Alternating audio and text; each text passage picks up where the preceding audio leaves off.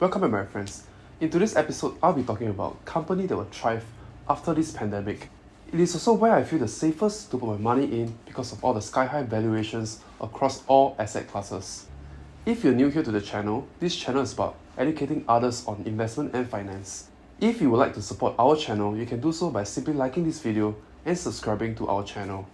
This episode is actually a follow-up video on post-pandemic trends and stock picks. I'll link a video up here for you guys to watch. If you're interested in my cynical and opposing view on Bitcoin and other cryptocurrency, when everyone is bullish on cryptocurrency, here's a video I have made for you to check it out as well.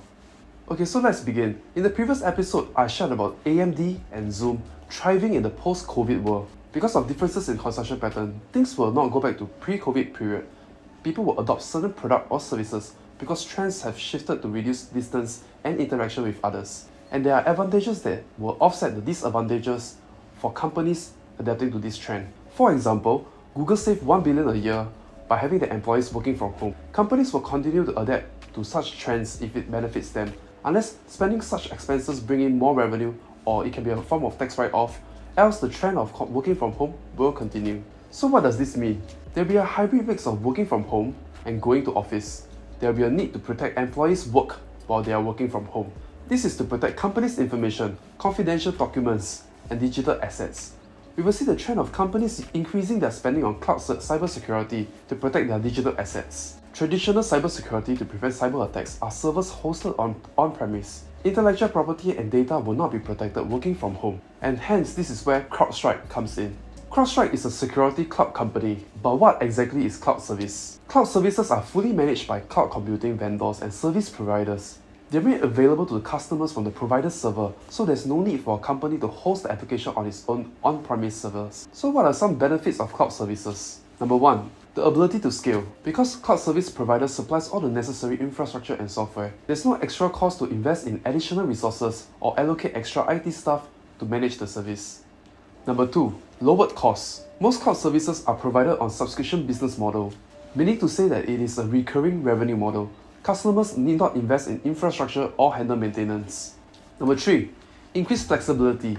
Businesses can also simply cancel a subscription if the business no longer requires it.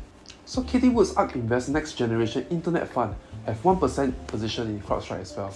Cybersecurity will be one of the industry that will become increasingly important. I view it as a sunrise industry. So one of the way I invest into something is that I take a look at a company's total addressable market and how much it can grow. So recently, Crowdstrike have obtained an ally company last year, and even Zoom engaged their services in Q3 2020. Software and subscription business provides huge recurring revenue for business to scale and expand globally.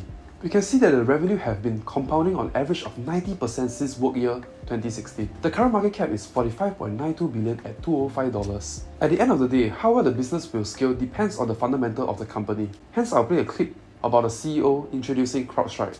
We set out to create a modern endpoint security platform, one with a cloud-native architecture built from the ground up to stop breaches.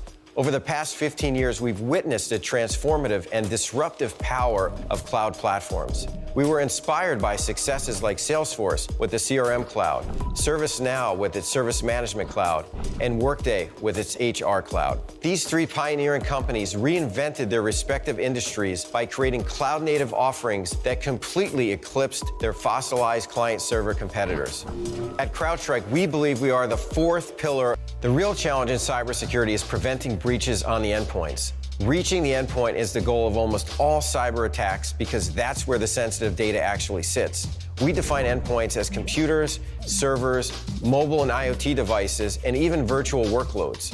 The network perimeter is disappearing. More and more companies deploy workloads in the cloud and hybrid environments, and they have large teams of remote employees all using their endpoints outside the corporate network. The new security model is becoming one of zero trust, where no user or device is trusted by default, even those already inside the network perimeter.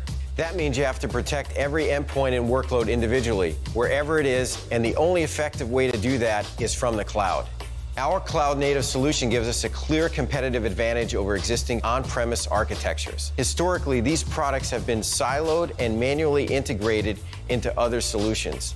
They can't collect and analyze data at scale or leverage the network effect of crowdsourcing. And they place a huge burden on customers who have to install, tune, manage, and maintain these hardware-intensive systems.